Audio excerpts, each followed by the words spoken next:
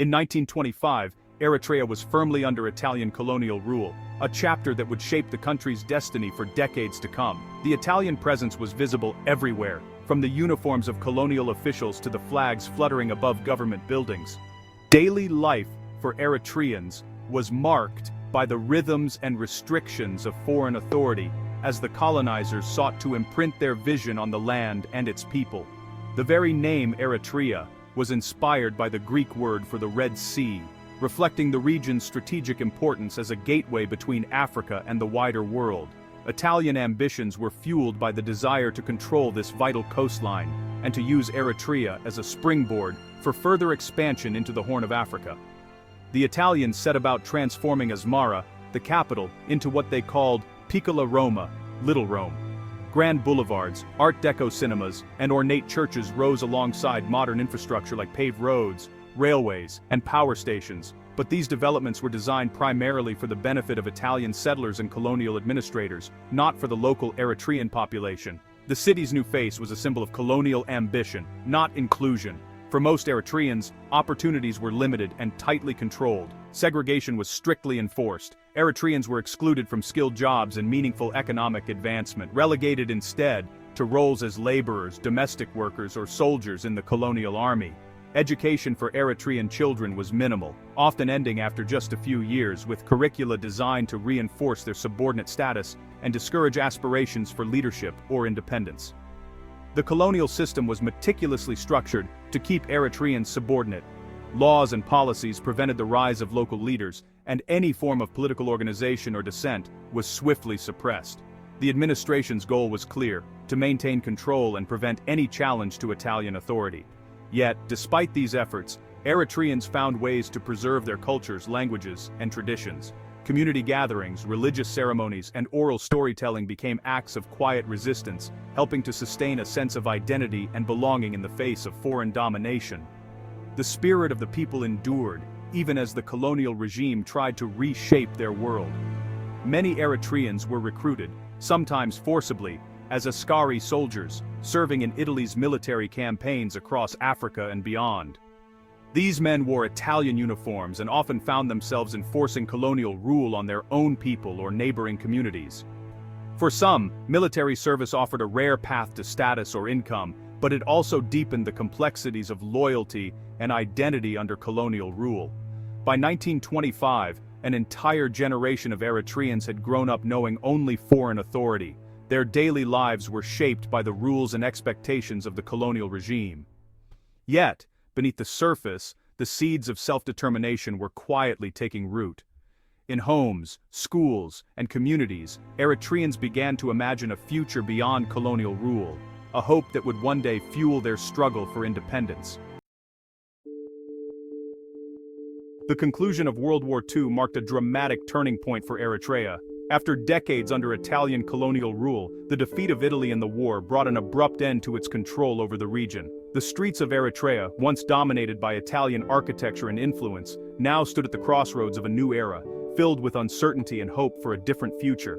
In 1941, British forces marched into Eritrea, greeted by a population eager for change. The Union Jack was raised over Asmara, symbolizing the start of British military administration. Many Eritreans believed that British rule would bring about reforms and perhaps even pave the way for self-determination, as the world was beginning to talk about freedom and the end of colonialism. The British administration quickly set itself apart from the Italians by dismantling harsh racial laws and opening up the political space.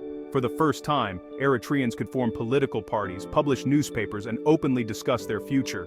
This newfound freedom sparked a surge of political activism as people from all walks of life began to organize, debate, and dream of a nation governed by its own people. Political parties quickly emerged, the most prominent being the Unionist Party, which advocated for union with Ethiopia, and the Muslim League, which pushed for Eritrean independence. Heated debates and passionate rallies filled the streets and meeting halls, as Eritreans weighed their options and considered what path would best secure their rights and identity. The question of whether to join Ethiopia, remain under British oversight, or seek full independence became the central issue of the era. Yet beneath the surface of political awakening, the British administration viewed Eritrea as more of a liability than an asset. Instead of investing in the country's future, the British sold off valuable factories and dismantled much of the infrastructure left by the Italians. This led to widespread economic hardship, as jobs disappeared and the local economy faltered, leaving many Eritreans frustrated and disillusioned with their new rulers. As the world's attention shifted to the fate of former colonies, Eritrea's future was debated not in its own cities, but in the halls of the United Nations. Despite the hopes and activism of its people, the decision about Eritrea's destiny was taken out of their hands and placed in the realm of international diplomacy. In 1950, the United Nations passed a resolution to federate Eritrea with Ethiopia, granting it limited autonomy but denying full independence. This decision, made without the full consent of the Eritrean people, sowed the seeds of future conflict and set Eritrea on a path toward decades of struggle for true self-determination.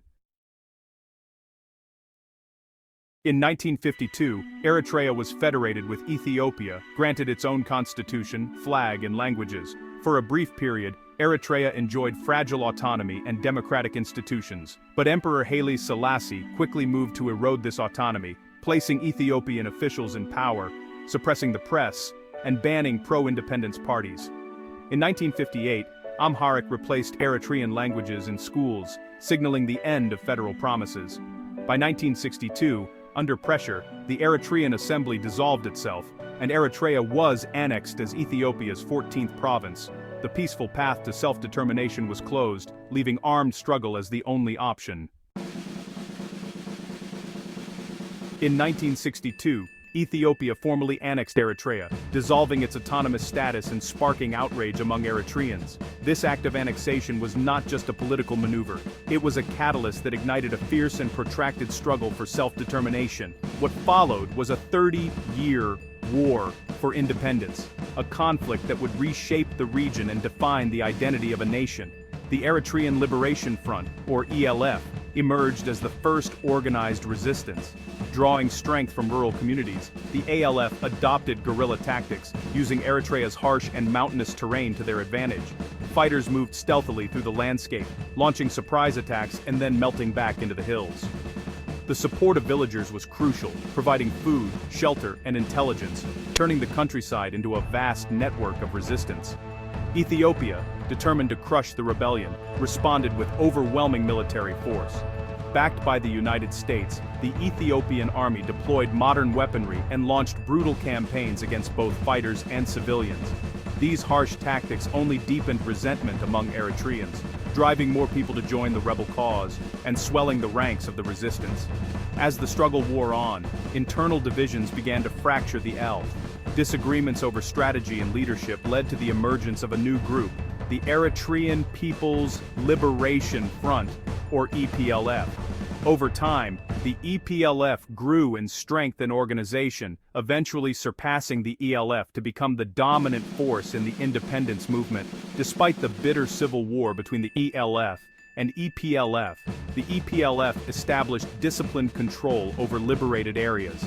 They built schools and hospitals, provided basic services, and fostered a sense of unity and purpose. In the midst of conflict, the EPLF laid the foundations for a de facto state, demonstrating resilience and determination that would ultimately lead Eritrea to independence. In 1974, Ethiopia's monarchy fell to the Derg, a Marxist junta which escalated the war with Soviet support. The EPLF, outnumbered and outgunned, mastered guerrilla tactics and built underground cities in the Sahel Mountains. The entire Eritrean population, including women, contributed to the struggle, with the EPLF championing social reforms and gender equality. Major victories like the Battle of Alphabet in 1988 turned the tide. By 1991, as the Derg collapsed, EPLF forces liberated Asmara. After 30 years of sacrifice, Eritrea was finally free. With the war's end in 1991, Eritrea established a provisional government under Isaias Afwerki. Eritreans returned from abroad to rebuild, and in 1993, a UN-observed referendum delivered a near-unanimous vote for independence. Eritrea joined the United Nations, and the new government launched ambitious reconstruction efforts, focusing on self-reliance, education, and healthcare. Isaias became the first president, widely celebrated as a national hero. A constitution promising democracy and rights was ratified in 1997, but its implementation was postponed. The leadership argued that unity and security took precedence, delaying democratic reforms and shaping the nation's future. Eritrea's post-independence optimism was shattered by a border war with Ethiopia in 1998, costing tens of thousands of lives. The government responded by tightening control, arresting dissenters, shutting down the press, and suspending the constitution. Indefinite national service became mandatory, crippling the economy and driving a mass exodus of youth. Despite progress in health and education, the economy stagnated under state control and international isolation, leaving Eritrea in a state of arrested development. After the 2000 Algiers Agreement, Ethiopia's refusal to accept the border ruling led to a tense standoff. Eritrea became increasingly isolated, justifying militarization and indefinite national service. In 2018, Ethiopia's new Prime Minister, Abiy Ahmed, accepted the peace deal, leading to a historic summit and brief border openings. Hopes for reform faded as domestic policies remained unchanged. Eritrea's involvement in Ethiopia's Tigray conflict deepened its military posture and international complications, pushing prospects for reform further away. In 2025, Eritrea stands at a crossroads, a century after Italian colonial rule. The dream of independence was achieved, but democracy and prosperity remain elusive. Indefinite national service and state control drive youth to flee, while the government points to health gains and self-reliance. The peace with Ethiopia reshaped the region but drew Eritrea into new conflicts. The future hinges on internal transition, whether the liberation generation will cede power and open political space. Eritreans, at home and abroad, still hope their hard-won independence will one day bring true freedom and peace.